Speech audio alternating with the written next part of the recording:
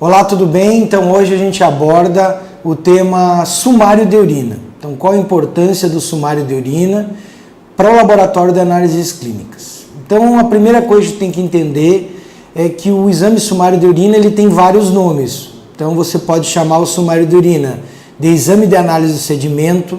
Alguns médicos quando solicitam, pode solicitar como exame de urina ou exame comum de urina, ou também o termo mais técnico, exame qualitativo de urina. Para que serve esse exame? Então é um exame muito amplo, ele é um exame subjetivo que vai avaliar todas as síndromes metabólicas, vai avaliar a função renal, vai avaliar a função hídrica do paciente e também pode detectar, por exemplo, um distúrbio hepático, um paciente hepatopata, um paciente que tem um problema hepático grave, distúrbios a nível de metabolismo, como por exemplo a diabetes mellitus, quando tu encontras a glicose presente na urina. Pode detectar também a presença de fármacos, se um paciente se intoxicou, o sumário de urina, ele fornece a amostra depois para ser encaminhada para toxicologia. Então é um exame muito amplo, pode ser utilizado dentro do laboratório como um meio termo entre todos os exames e o complemento é o sumário de urina. Então por isso é tão importante entendê-lo. Para a gente falar de sumário de urina, temos que começar pela coleta. A coleta é feita de diferentes formas. E por que eu estou abordando a coleta? Porque se ocorrer um erro na obtenção da amostra, teremos erros dentro do laboratório. A gente chama isso de um erro pré-analítico. Exemplos de erros que podem acontecer na coleta do sumário de urina.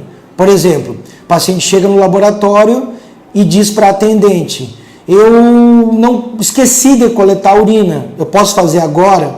Aí a atendente, na vontade de resolver o problema, informa para a paciente: sim, você pode ir lá no banheiro, toma um pouco de água e urina.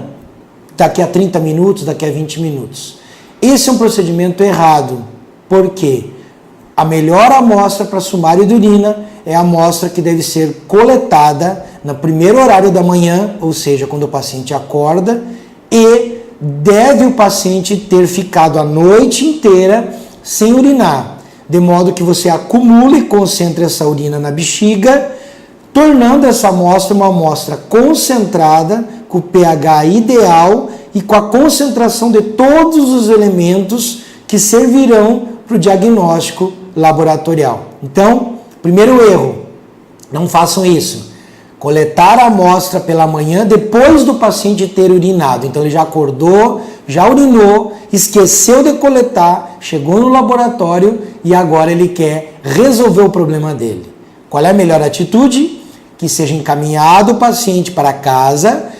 Pela manhã, no outro dia, ele coleta a urina concentrada da noite inteira e leva ao laboratório, ficando esse exame como uma pendência no dia da coleta. Então, amostra bem coletada com qualidade. Qual é a melhor amostra? A amostra mais fresca. Então, a urina ela tem que ser coletada em casa ou no laboratório, desde que o paciente acorde, venha para o laboratório e colete no laboratório. Se for coletada em casa, ser trazida para o laboratório o mais rápido possível. Por exemplo, o paciente mora no interior, mora lá em Boquim. Ele vai acordar 4, 5 da manhã e virar a Caju para o laboratório Solim.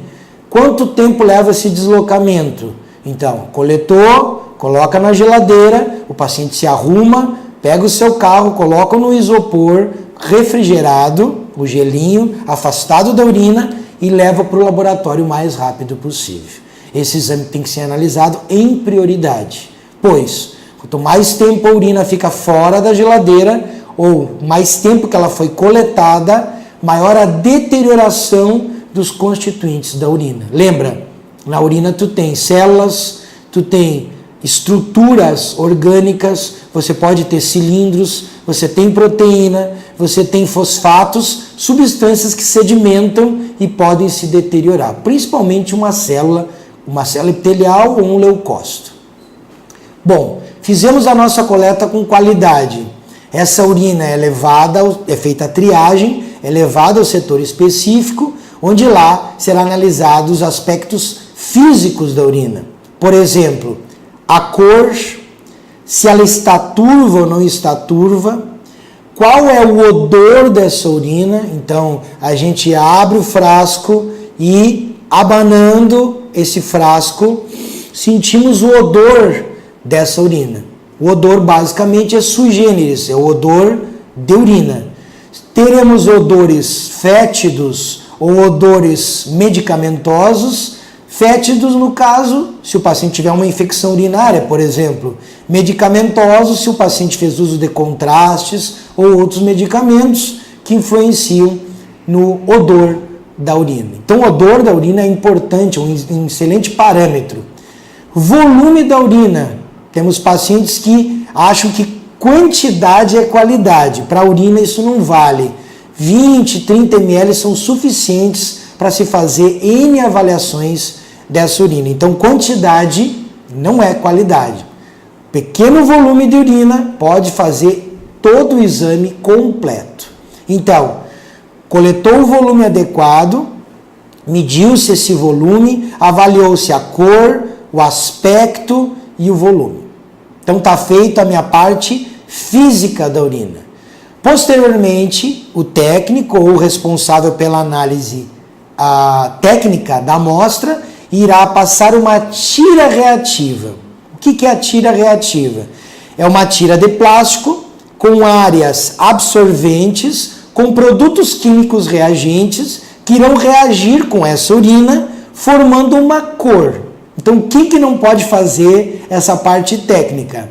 A pessoa que não enxerga, ela não tem como visualizar a cor. A pessoa que é daltônica, pois vai confundir as cores que no daltonismo se alteram, principalmente o verde, o vermelho e outras cores secundárias. Então, não é daltônico e não tem deficiência visual. Vai fazer a avaliação visual dessas áreas absorventes.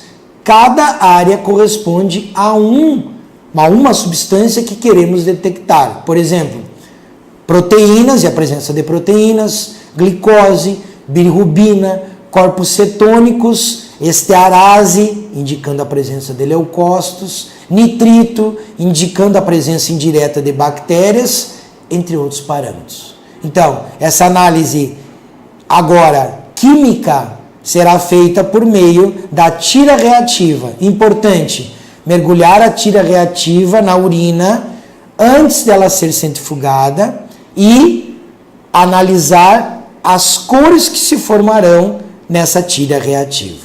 O mais importante, observar o tempo de leitura. Não adianta a gente querer acelerar o trabalho e fazer várias urinas, passar a tira reativa em várias e o tempo de leitura é no máximo 1 minuto.